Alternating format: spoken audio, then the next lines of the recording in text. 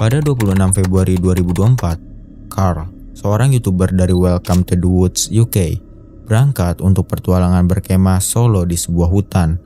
Awalnya hari itu tampak sempurna, tenang, damai, dan penuh kesendirian yang ideal untuk melepaskan penat di alam liar. Carl tiba di hutan dan mulai mendirikan kemah dengan metode yang sangat rapi. Ia menyiapkan tenda, memasak makanan hangat, dan bahkan memasang kamera di sekitar lokasi perkemahannya untuk memantau aktivitas sekitarnya. Namun, saat malam mulai menyelimuti hutan, suasana tenang itu berubah menjadi ancaman. Ketegangan mulai terjadi saat Carl mendengar suara dari dalam hutan, suara kayu yang dibelah, seolah ada seseorang yang sedang menggunakan kampak di dekatnya. I don't know if you can hear it. I didn't see anything, but I could hear like wood splitting, like as in like someone chopping wood, like with an axe or something. I'm not entirely sure what that would have been. That was it. Right, okay. Carl mencoba menenangkan diri dan kembali ke tenda, berharap rasa ngeri itu akan hilang. Ia bahkan mencoba menonton film di ponselnya untuk mengalihkan pikiran. Namun kedamaian itu hanya sementara. Tiba-tiba suara aneh itu kembali. Kali ini jauh lebih dekat. Dari dalam tendanya, Carl panik saat mendengarkan suara langkah kaki yang berputar-putar di sekitar tempat tidurnya.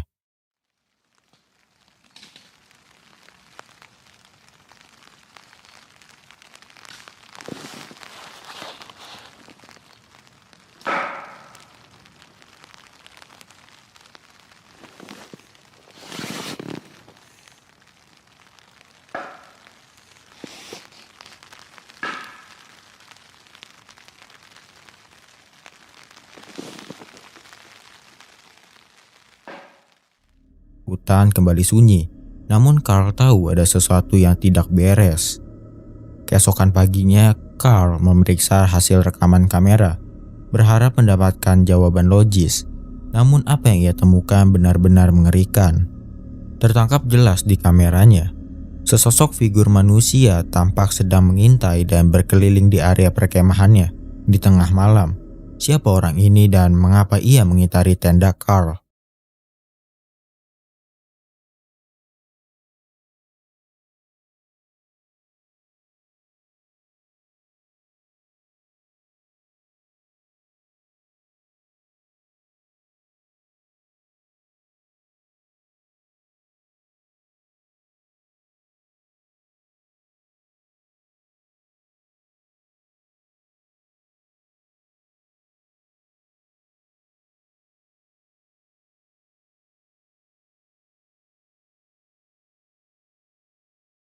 Carl segera membereskan barang-barangnya dan meninggalkan hutan tersebut dengan perasaan bersyukur karena bisa keluar dengan selamat.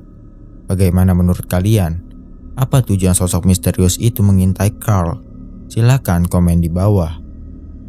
Angelo kembali lagi ke lokasi yang paling banyak dimintai oleh para penontonnya, yaitu hutan pemuja setan.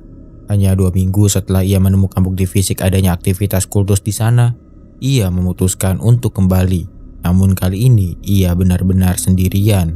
Tanpa tim, tanpa rekan, hanya Angelo dan kameranya di tengah hutan yang sangat dijauhi oleh warga lokal. Ia datang untuk menantang batas keberaniannya, membawa sebuah papan Ouija untuk mencoba menjalin kontak langsung dengan apapun yang bersembunyi di hutan ini. Ketegangan dimulai bahkan sebelum ia masuk lebih jauh ke dalam hutan. Ini tidak normal, kata Angelo saat menyadari baterai kamera barunya terkuras habis dalam hitungan menit. Sebuah fenomena aneh yang sering dikaitkan dengan gangguan energi di lokasi berhantu. Penonton bisa merasakan kecemasan yang tumbuh saat ia mulai melihat sosok-sosok bayangan yang melintas di sela pepohonan. Puncaknya terjadi di dalam tenda saat Angelo memulai sesi papan Ouija dan spirit box. Suasana berubah menjadi sangat mencekam. Terdengar suara langkah kaki yang berat, seolah seseorang sedang berjalan perlahan tepat di luar tendanya. Di tengah kesendirian itu, ia harus memegang pisau, bersiap menghadapi ancaman yang bisa muncul kapan saja. Suara-suara aneh yang tidak masuk akal mulai bergema, dan papan Ouija-nya terus memberikan jawaban yang membuat bulu kuduk berdiri. Forward. and it literally just said bored. Like, game board, I guess? What the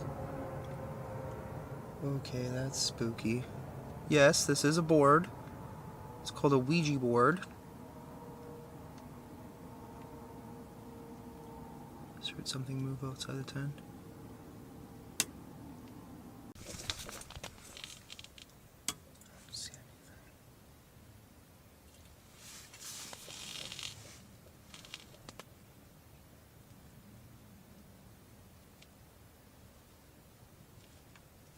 I don't see anything. Well, that was weird.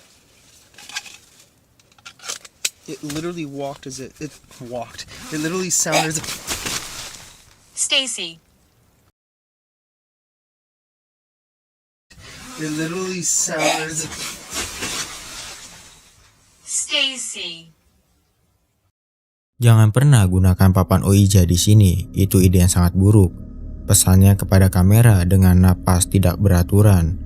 Angelo menyadari bahwa rasa penasaran tidak sebanding dengan nyawanya. Dalam keadaan panik, ia membereskan tendanya secepat mungkin dan berlari menuju pintu keluar. Bahkan saat ia hampir mencapai mobilnya, sebuah bisikan misterius terdengar tepat di telinganya. Angelo berhasil melarikan diri, namun ia meninggalkan hutan tersebut dengan satu pelajaran berharga. Beberapa tempat memang diciptakan untuk tidak pernah dikunjungi. Menurut kalian, apakah video ini settingan? Silahkan berikan jawaban kalian di kolom komentar. September 2019 seharusnya menjadi momen paling bahagia bagi Steven Weber dan kekasihnya Kenesha. Mereka sedang menikmati liburan impian di Pulau Pemba, Tanzania. Steven sudah merencanakan sebuah lamaran pernikahan yang sangat unik untuk mengejutkan Kenesha. Mereka menginap di Manta Resort, sebuah penginapan eksklusif yang terkenal dengan kamar bawah lautnya. Kamar ini menawarkan pemandangan 360 derajat langsung ke dasar laut. Dan inilah yang menjadi panggung bagi rencana besar Steven. Namun apa yang dimulai sebagai pertualangan romantis dengan cepat berubah menjadi tragedi yang tidak terbayangkan. Rencana Steven sangat berani. Ia mengenakan kacamata renang dan menyelam ke arah jendela kamar bawah laut mereka. Sementara Kenesha mulai merekam momen tersebut dengan penuh semangat. Oh, it's so cute.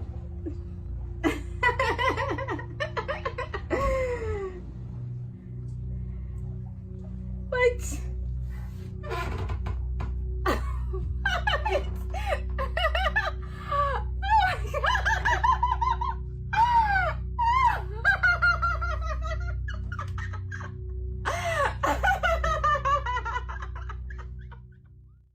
Di balik kaca, Steven menunjukkan sebuah catatan yang ia masukkan ke dalam kantong plastik Ziploc. Pesan itu berbunyi, "Aku tidak bisa menahan napas cukup lama untuk memberitahumu semua hal yang aku cintai darimu. Tapi semua yang aku cintai darimu, aku semakin mencintainya setiap hari." Ia lalu membalikkan kertas itu untuk menunjukkan pertanyaan terpenting dalam hidupnya. "Maukah kamu menjadi istriku?" Kenesha tertawa bahagia. Tidak menyadari bahwa itu adalah detik-detik terakhirnya melihat Steven dalam keadaan hidup. Di akhir video, jika Anda perhatikan lebih dekat, tangan Steven mulai bergetar hebat saat menunjukkan cincin pernikahan.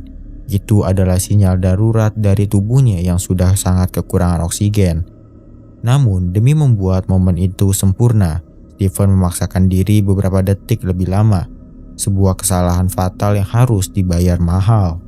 Segera setelah Steven berenang ke atas, Kenesha berhenti merekam dan berlari ke permukaan untuk memberikan jawabannya. Namun Steven tidak pernah sampai di sana.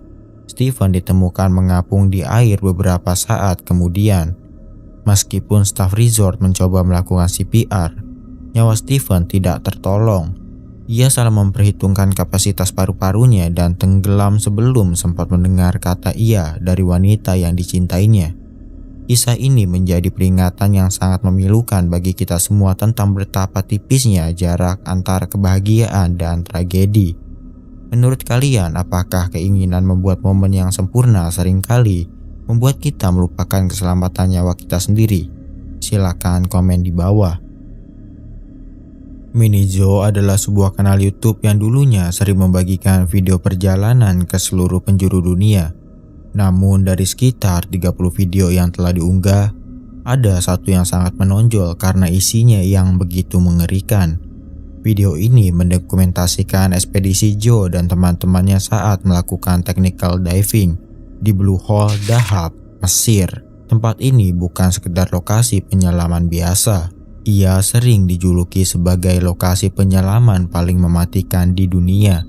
Meskipun laporan jumlah korban bervariasi, sebagian besar ahli sepakat bahwa antara 130 hingga 200 penyelam telah kehilangan nyawa di kedalamannya. Rata-rata 8 nyawa melayang setiap tahunnya. Apa yang membuat video Mini Joe begitu mengerikan adalah apa yang mereka temukan saat turun ke bawah.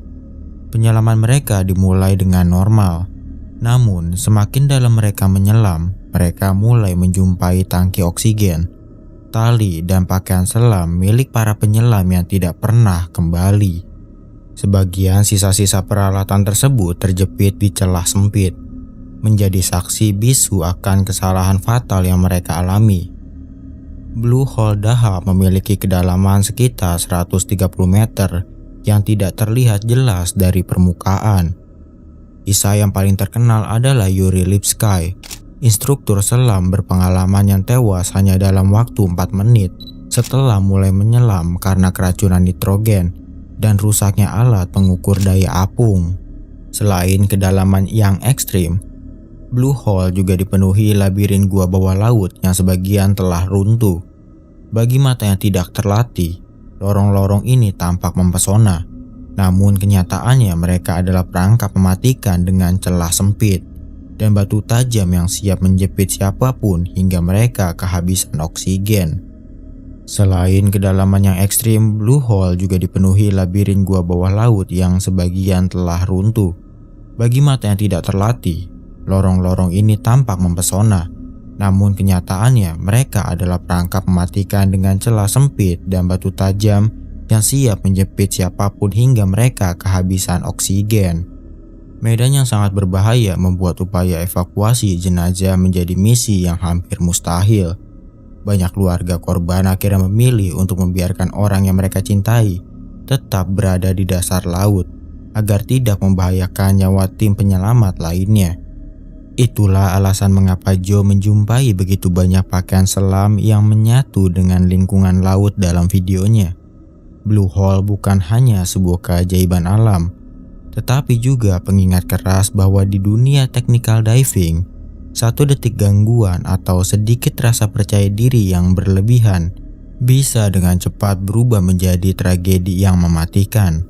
Menurut kalian, apa yang membuat para penyelam tetap nekat menantang lubang maut ini, meskipun tahu resikonya? Silakan komen di bawah.